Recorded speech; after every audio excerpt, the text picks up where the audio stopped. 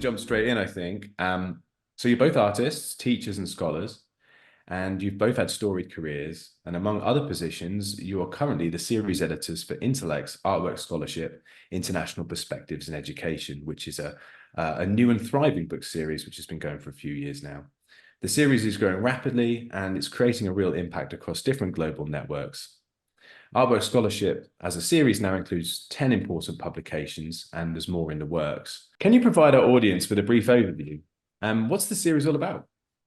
Well, the series is really intended to bring together international voices in conversation around the arts as research. And we're looking at visual, literary, performative arts, digital arts, and alternate ways of thinking about research. So we're really looking to host the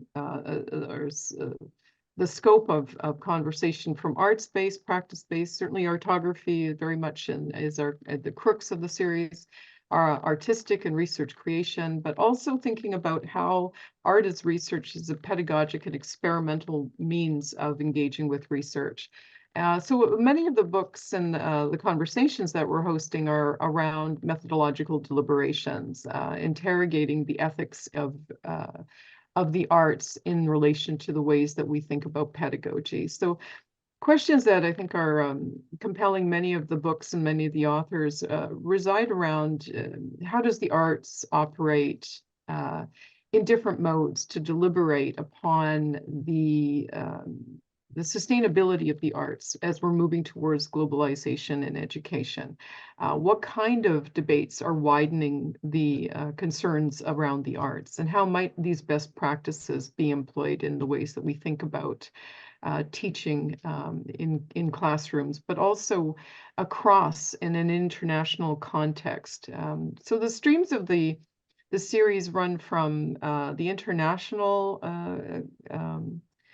scope to the regional or the community-based, as well as the artful expressions. And this is one we're really quite excited about, particularly given that it will invite visual essays and perhaps some graphic novels. So again, another alternate way of thinking about research through the arts, with the arts, and in the arts. Yeah, if I could just maybe add a little bit to that or echo what Anita has said. I mean, she said it so eloquently.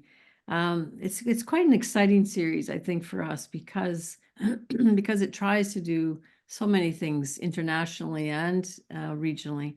But perhaps more importantly is it does speak to all the art forms. And for us, ensuring that artistic forms of inquiry are prominent. And as we keep hearing from potential editors and authors, we can feel the excitement that they've found a place that fits their work. And so, you know, it's just it's a real joy to be attached to this series, and we hope that people enjoy it. Well, thank you both for those answers. I think you've done a great job of encapsulating what the series is all about, because it does cover so much ground as well. How did it get started in the first place? It seems like you two have known each other for some time. And what was the sort of genesis of the book series? Well, that's a great question. We've worked together now over 20 years. In fact, I was a student in Rita's first Artography course long ago. So from that collaboration that began as in the doctoral program, the ways that we've come to think about the arts as research has continued to evolve. Okay, so it seems like you've known each other for some time, and it sounds like you've had a long working relationship as well. But how did the book series get started? Well, I think the book series came about after some pretty serious work had happened, particularly at UBC, but also other places. When I think back to 25 years ago, where we were really investigating some of the essential questions that this book series takes up. I know for myself, I started experimenting with courses, and I know Anita was in one of those early courses where Artography was even just beginning to be named, and so the two of us were starting to all just begin to work together at that time. But you know, over the years, it became more and more important to find a place for this kind of work, not all publishers are interested in this, or perhaps courageous enough to take it on. Or I think, you know what, the arts are central to this. So, yeah, I mean, Intellect, having that as your platform, as your focus, makes this a really great place for this series. But yeah, the book series came about because this type of work needed more of a home. And I think we were willing to give the focus to it and to actually put it out there to our networks that were open and willing to have some conversations. And I'm really thankful to Anita's leadership. We have 3 different streams within the series, and that really also offers some breadth and possibility, depending on the orientation of what the author editors are interested in, as well as, you know, the breadth of possibilities for who can contribute to any particular book. But I'm not sure if I really answered your question directly, but it's really how the book series did get started. With the impetus started quite a long time ago, I'd say. Anita, do you want to add anything to that?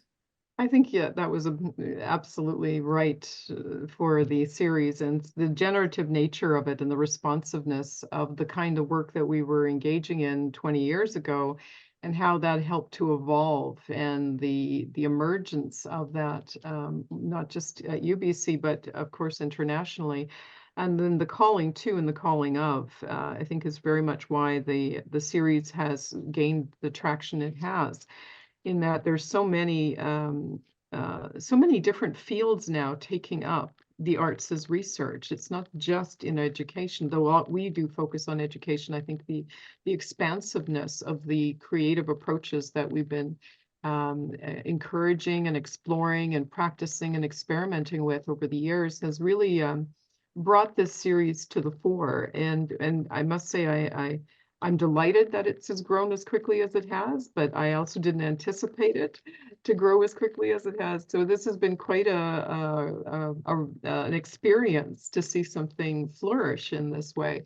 But I think that's a reflection of very much what you've articulated, Rita, in the sense that many of us were looking for, how do we have these conversations? And so the series is very much that hosting of the conversations.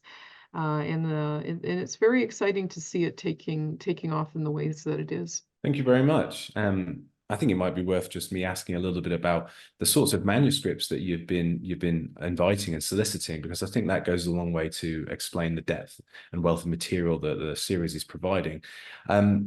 So you invite manuscripts that align with various streams of inquiry, and I believe that you've termed these international perspectives, communities of practice, and artful expressions. So I was just wondering if you could break these 3 down, and just tell us a little bit more about each and what you're looking for from potential authors and contributors to the series. Well, I think you know, there's a couple dimensions happening here with each of these series. I mean, there's certainly, with the international, it's obvious, you know, we want representation from across the world, but those books are also intended to be a bit longer than the other books. There's a real substantive nature to those ones.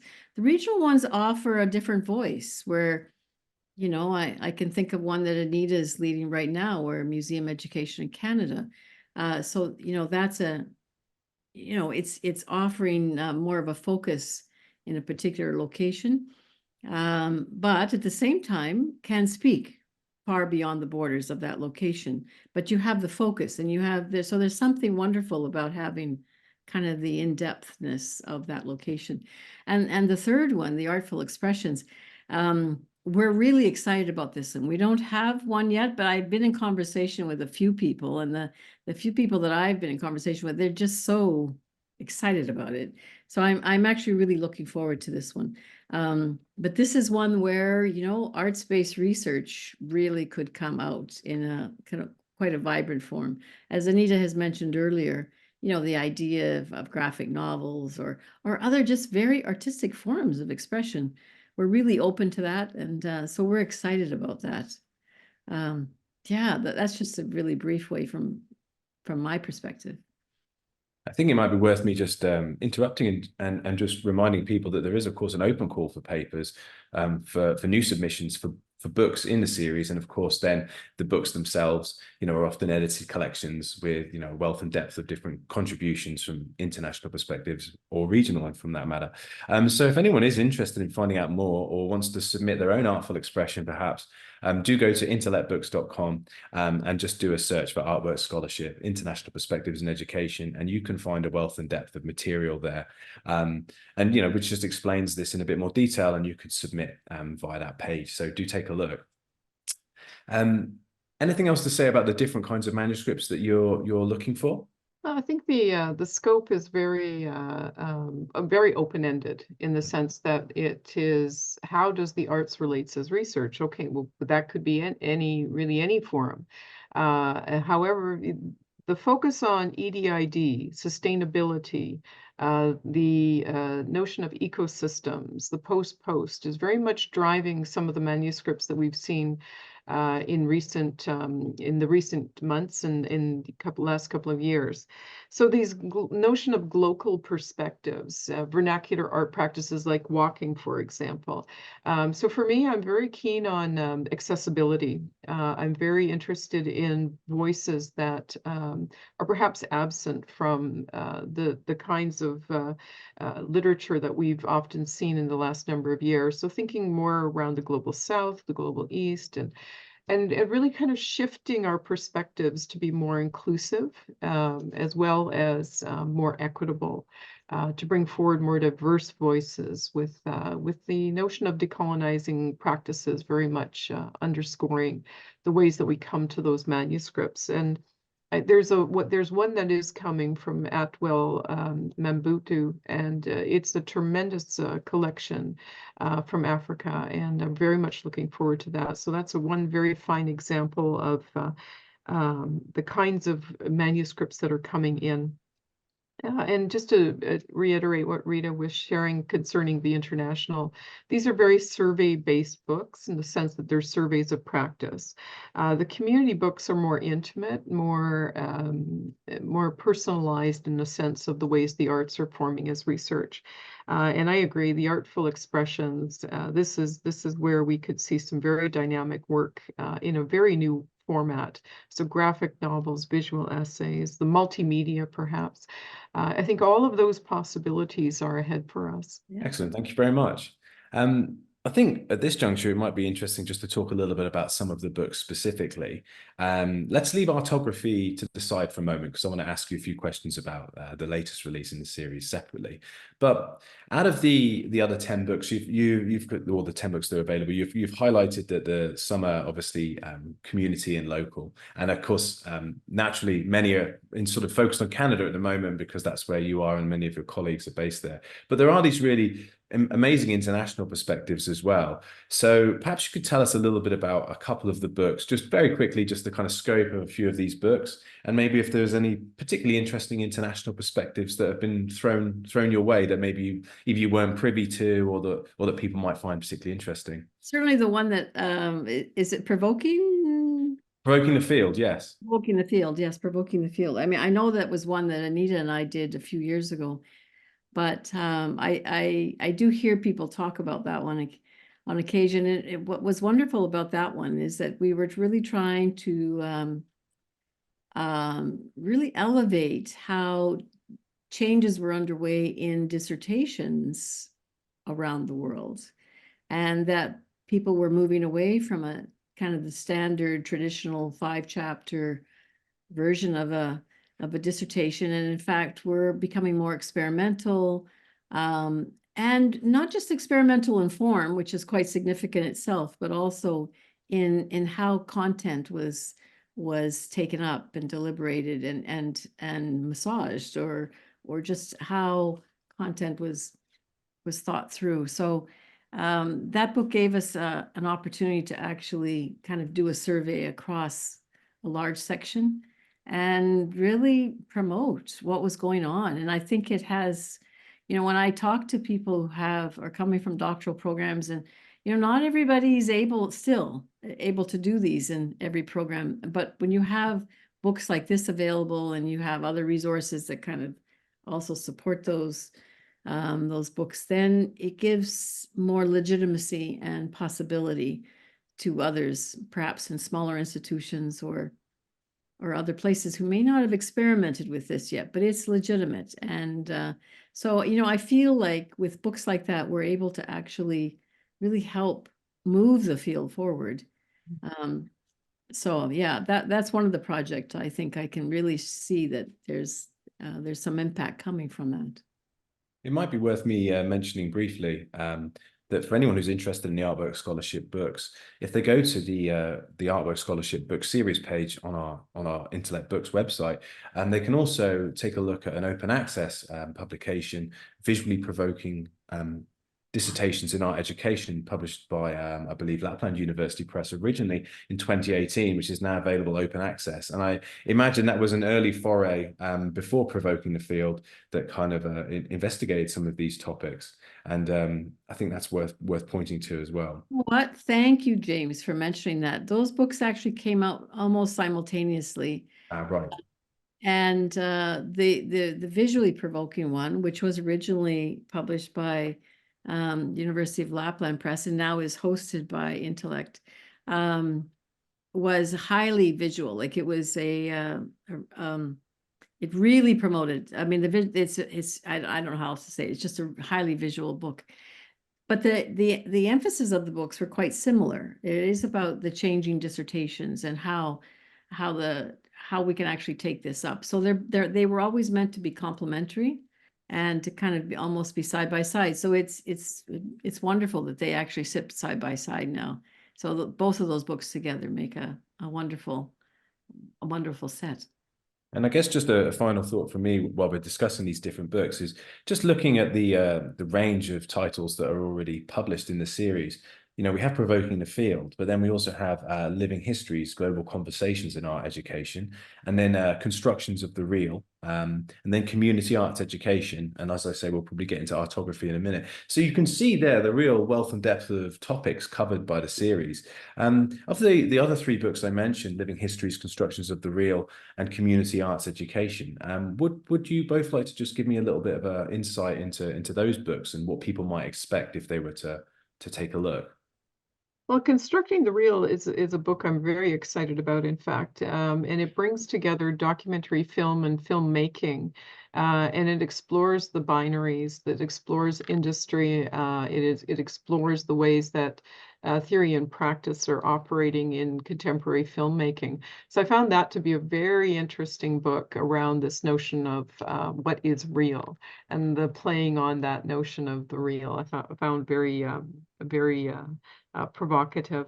And also there's another book, Arts, Sustainability and Learning Communities, with some of our colleagues, Raphael Vella in Malta and Victoria Pavlov in Crete, I believe, is Cyprus. Cyprus, my apologies, Cyprus. And their focus on social justice and environmental and the ecological, how that impacts artistic practice, art education, curatorial practices. I find that you know, these are spaces that we're really looking at the trans. We're really emphasizing the trans in the series. So I think this is again a reflection of the kinds of conversations that might not fit into a standard or typical book series, but this is what I think this series offers as a potential. Yeah, I'm glad that Anita mentioned both of those books. The community arts education book is, I think, is going to be one of those books that people will come back to for many years because it surveys a very large cross section of that field.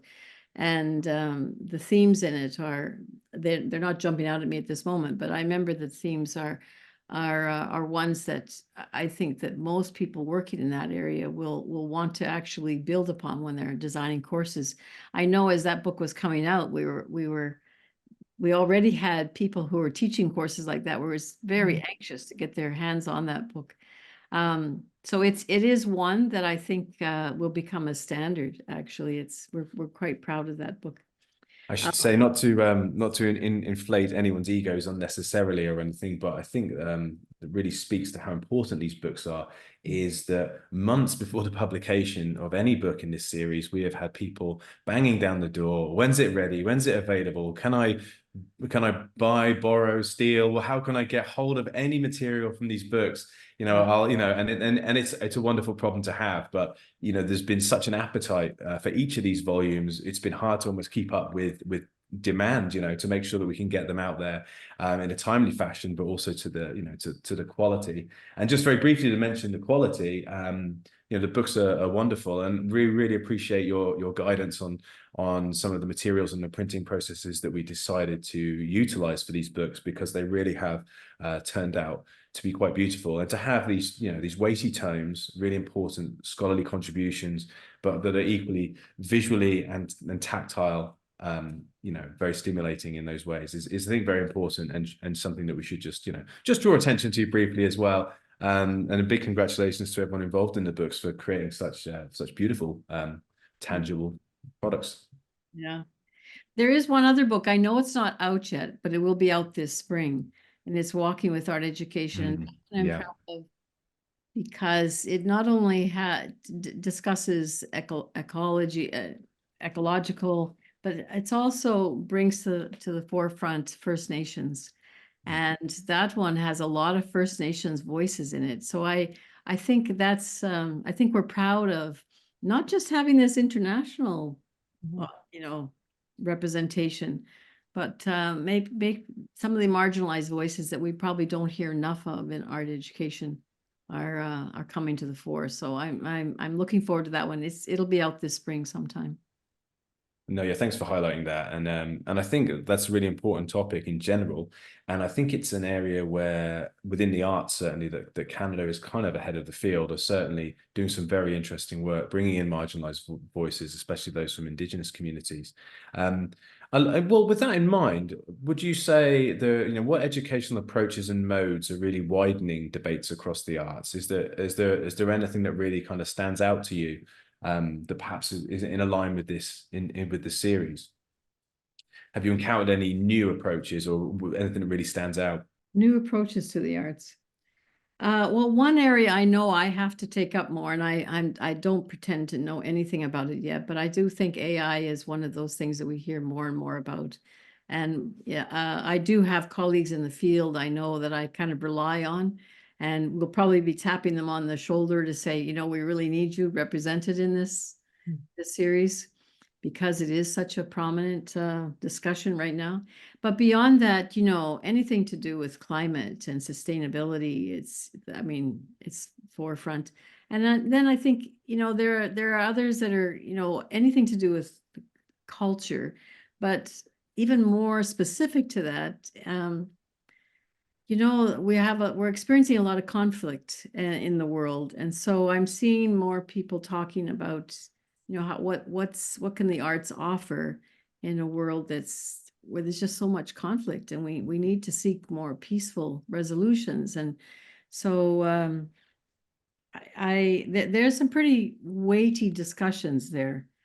And if we have people who are willing to take them up and to offer them in the series, I think we would be really, really excited about that. Almost another plug there for anyone who might be interested in submitting some work. And of course, transdisciplinary perspectives are also, very fashionable at the moment, and also quite important to this series and many books that are coming out within the arts. But I did want to just ask you, with regard to transdisciplinary perspectives, they may be fashionable, but what makes them so powerful? What makes them impactful, especially if we're talking about the need of the arts to step up and to have more impact and to affect potentially some change in the world? What do you think makes these approaches so powerful? I think, we're coming from education. Education means, you're helping people rethink, reimagine, transform, change, or examine their own practices, face them, think about them. I think, educators were kind of the first activists. We might be soft on it in some ways, in that we still have to achieve some very practical goals. But we want thinkers. We want people who are committed to their own to principles and understanding those. So I'm not sure if I'm really answering your question, but I really think that educators and education has to be key in whatever we're trying to achieve in our world. And I would add to that, when we think about education, it's not just what we do in the classroom or in the curriculum, it's what we do outside. So the transdisciplinarity of bringing art, science, and technology together highlights different kinds of skill sets. It highlights different priorities. So these kinds of impactful literacies are really what's guiding 21st century learning. And it's a very exciting time to see the shifts that are taking place. And the importance of attending to this for the next gen scholars. And that's in part where we see in this series, and we've tried very actively to support young and emerging scholars as they set forth in setting these conversations into play. And that has been, I think, a very important part of this series, is it's not just established academics. We were actually really fostering young talent and young voices to come to the fore. I think that's very important and something that we should also mention and celebrate. So yeah, thanks for providing that space. I think that's really important as we pass on the torch sort of thing. Well, sort of following on from that as well, talking about passing on the torch and building awareness of different topics. I think many of our listeners today will be familiar with terms like arts-based and practice-based approaches, or transdisciplinarity within the arts and different academic disciplines. But something that I wanted to talk a little bit about, because one of the newest books in this series, of course, is Artography, Essential Readings and Conversations, which is a beautiful and weighty tome that we're all very proud of. There we go. Available from intellectbooks.com, so do check that out. And again, I think people can get the scope of the volume. There we are. But no, I wanted to ask you a little bit about artography more generally, and about this book specifically, because I feel that artography is perhaps not as well known outside of the disciplines that you're working in, and just a general listener today might want to find out a bit more about this. So could you just briefly sort of tell me kind of what is artography, and what are these essential readings and conversations that are being presented through the Artography books? I'll try to describe it in very accessible terms to begin with. So I think at its very base, it was very interested in having art educators take up their artistic practice and their educational practice together. For many art educators, they might have started in the arts, but once they got into education, they often lost their artistic practice. And so in the, like 30 years ago, when I was working with individuals, that was very concerning. And yet, simultaneously to that, what I discovered is that they still thought through the arts, and they still really desired to. And in fact, that was they were still being kind of creative in their own practice, but they kind of, they didn't know how to do both together. And so one thing that I tried to do at that time was try and find ways where they could understand the artistic practice as a form of inquiry, alongside, complementary to their educational practice as a form of inquiry. And to do that, you understand inquiry as a form of research, and thus the AR&T, the artist, researcher, teacher. And what came about as a result of putting those side by side is that there was often an aha, like, I could do this side by side. I can integrate them. I can whether I do them together or if they're not exactly at the same time, certainly they complement one another and they can inform one another. And then the next stage was actually, well, how do we legitimize this in the university setting? And so that's where, where the research becomes a little bit more prominent. And the graphy is all about the writing of this, as well as thinking about it as a discipline, I think. And so in the very early days of really thinking this through, it wasn't planned, but it very nicely formed in the ART. And then the forward slash was we're really trying to be playful and to be more artistic about it, but also to take up that these were not, we really needed to remember them. And the forward slashes became this in-between liminal space where if you think of it as a form of fabric, there's a fold. And they are all they're all in one, if you think of it as a fabric, but that fold allows us to understand them, that they could be together or apart. And in the meantime, you know, that fold, that forward slash has come to mean a number of things, but it is always that in-between space. You know, artists are looking not for the obvious, but what's hidden, what's excess, what's beyond. And so it metaphorically has tended to that's been a very vibrant space, actually, that in-between space. In the early days, while, you know, we have lots of traditions with educational research, we didn't really talk so much about artistic research at that time. So then it was about understanding, well, how do we understand our artistic practice as a form of inquiry? And so to really take that up, that means understanding, you know, our rhythms, our rituals, how we engage in that work. And so that became a much more prominent feature of artography. And indeed, a lot of artists think more about concept as method. In fact, Mickey Ball did a lot of that early work that helped us a great deal. So it was less about thinking about social science based, although you can, but much more about concept. And so artography was really allowed for a breadth of possibilities for how one does this work, the methods, the philosophies behind it, etc. In more recent years, I have found that the ART as identities is probably maybe not as necessary, although for some I think it still is. So I resist letting it go, because I still hear from lots of people in the world where they're just discovering it, and the ART it's still that aha moment again, right?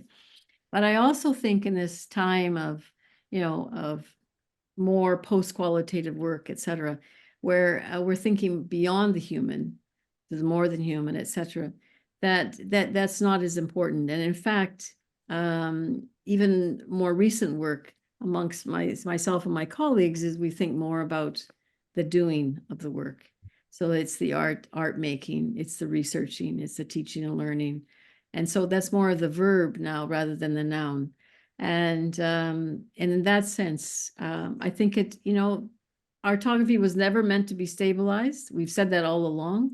And I think even in this kind of shifting, that's helping people, you know, take it up and find it in its own contemporary practice. And maybe as a final thought, artography is also kind of allowed other arts-based forms of research to flourish. So artography kind of led the way in making process as important as product. The early people who really worked on arts-based research, it was really about taking social science-based methods and representing them and disseminating them artistically. And it was artography that said, now wait a second here, the process itself is also a form of research. And so that's, although nowadays arts-based research has embraced that as well, in those first 10, 20 years of Eber's life, it didn't. And artography, that's where artography came from, is because it was embracing process and product as research. So that's a really quick, in a nutshell, kind of fantastic answer. That's perfect. Anyway, I don't know if Anita wants to add anything to that, but well, I agree with you, Rita, of course. And I mean, it's the thinking, the making, the doing, the process, the practice, the product. It's the betweenness, the sense of withness, the conjunctive and. I think this is all part of where artography has, even in its genesis, really did align well with what we're now describing as new materiality and the more than human. We can see those traces through the genealogy of artography and through the various iterations and movements of artography that have emerged over the years. And what fascinates me is how it has been taken up, not just in education, but in medicine, in health sciences, in computing sciences, you know, really in the social sciences. It has traction because it is such a flexible, if you will, acrobatic methodological design, architecture of methodology. And that is why I think it has a certain magic, if you will, in the sense that it's invitational. And we can find ways to make it relevant to the hard sciences as well as we can the visual arts or the fine arts. And I think that kind of elasticity is quite exceptional and not something that we see in many methodological approaches, even those that are arts-based. So there's something very unique about the way Artography operates at that nexus. And I've often seen it in that kind of a context as a result of that. Thank you both for that I think very clear and insightful sort of definition and description of artography, which I think is a term that does confuse people from time to time. So I really appreciate you clarifying that. Well, just to take that a bit further then, with the book, Artography, Essential Readings and Conversations, could you just very briefly, sort of in a nutshell, kind of encapsulate what the goal was really, and the kinds of materials or readings that you're presenting? Is it meant to be kind of a reader, like an all-encompassing volume? Over to you. Well, we're quite proud of, and I really credit Anita with her nudging me onto this, but the first time Artography was ever published was in 2003, and the first book came out in 2004. So we're right at that 20-year kind of milestone. And, the proliferation has been immense. But what this book has tried to do is to highlight some of we're calling them essential readings, the readings that we felt that kind of represent I think some of the more important work that has come out in that time frame, and those are reprints. So so in a sense, that is a reader of the important work in Artography. The other half of the book, however, are conversations, and they're conversations with those articles. And most of the people who are writing in the conversations are they're either PhD candidates or they're assistant professors or early, maybe there's some associate, but they're kind of more of the early career people who are willing to take up Artography and maybe push Artography along into a little different ways and cause us to do some other thinking around Artography. So I'm quite proud of the book that way. It has an historical dimension, but also a forward-looking dimension. Thank you very much. Well, look, talking of conversations, I very much appreciate your time being in conversation with me here today, and these have been some wonderful answers. I know you're both very busy, so I'm going to round things up, but I do have a couple of questions I just wanted to ask you here at the end. You could say a little bit more lighthearted, perhaps, or that might put this into a broader perspective. So to begin with, I just wanted to ask you, who have been some of the biggest influences on your own work? And I know, talking about the ART, I know that you're both artists, researchers, and teachers. But if that could be your artistic practice, or it could just be life in general, or it could be specifically to any of the scholarly research that you're already undertaking. But who have been some of the big influences on your own work? I always have to credit my mom. Because I grew up in a very rural community, and I can't say I had much art education, but she made sure I had it at home. And it's because I knew the power of the art that I thought, well, education needs to change. And that was, that's where I'm at. In terms of beyond that in my own career, it's hard for me to name particular people, except I do have to name Elliot Eisner, because he did actually, get the conversation going around arts-based research. And I had many conversations and debates with him. And in fact, that's why I'm clear about where Artography came from, is because he was very clear on how his notions started with social science-based methods, and then the arts-based were ways to disseminate the work artistically, making them more accessible to a larger public. And meanwhile, I came and had these big discussions with him on, but we can have research that is artistic. So he said, basically, go do it. And so we went and did it. Beyond that, there's people that are closer to me. Ted Aoki, who is a curriculum scholar, Canadian curriculum scholar. I think his work, even though he may not be said as often or cited as often, it was profound. And, you know, I think just, you know, I was lucky enough to kind of come up when feminism, all forms of feminism were becoming more prominent. So there's all kinds of people in that area, bell hooks and others. And then I just look at, you know, artists who are pushing the envelope, and there's so many there that I think it just gives you you want to be able to take the risk to try something different. So I think I've been lucky enough to be in a time frame where, you know, what's around me has helped me actually try to make a difference. Thanks for sharing that perspective. That's a wonderful answer. And I'm glad that you highlighted your mother as well, and just how often those early interactions with art, regardless of where you are the ones that are most profound and perhaps lead to you taking a career trajectory such as your own. Yeah. How about you, Anita? Anything to add to that? Well, the first name that came to my mind was Carl Lego. And, you know, I do I would like to just share a few words about someone who is an academic leader and so formative in the thinking of generations of scholars. And Carl, of course, was at UBC in language and literacy, poetic inquiry. But, you know, for me, what Carl really encouraged was stories as research and the validity of stories as a form of research, something that I still advocate for today. And that the love and the care and the consideration that he gave to his students, all students, and his colleagues, really, he was really a very fine person. And so when you asked the question, I immediately thought of Carl, and so I think, yeah. And of course, Rita's worked so closely with Carl over the years too, and many of our other colleagues have as well. Wonderful. Well, on that note, I think that's a wonderful place for us to draw a conclusion today.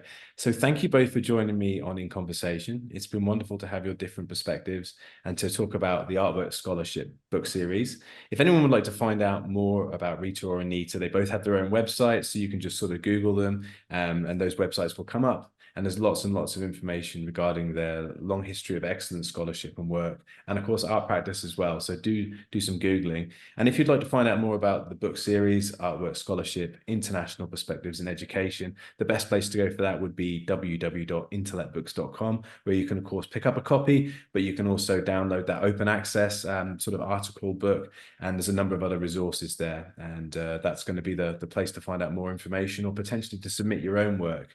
So any final thoughts from either of you? Oh, thank you, James. Yeah, I'd just like to say thank you, and thank you to Intellect. Intellect has been remarkably supportive and helped us grow and guided us in the process, and has always been so receptive to suggestions. Can we experiment with this? Could we try that? It's been actually very wonderful experience publishing with Intellect. So I just want to say thank you for that. Yes, thank you. I agree. Thank you. We very much appreciate that. It's always great to hear that feedback. And of course, Intellect, we're celebrating our 40th anniversary in 2024.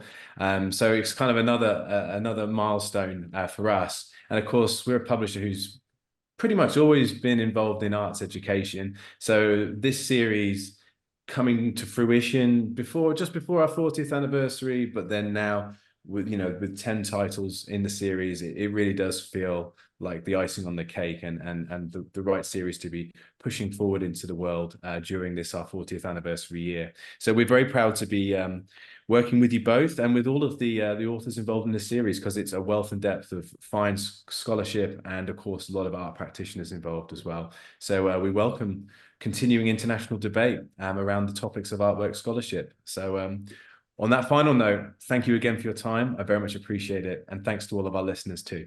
Thank you. Thank you.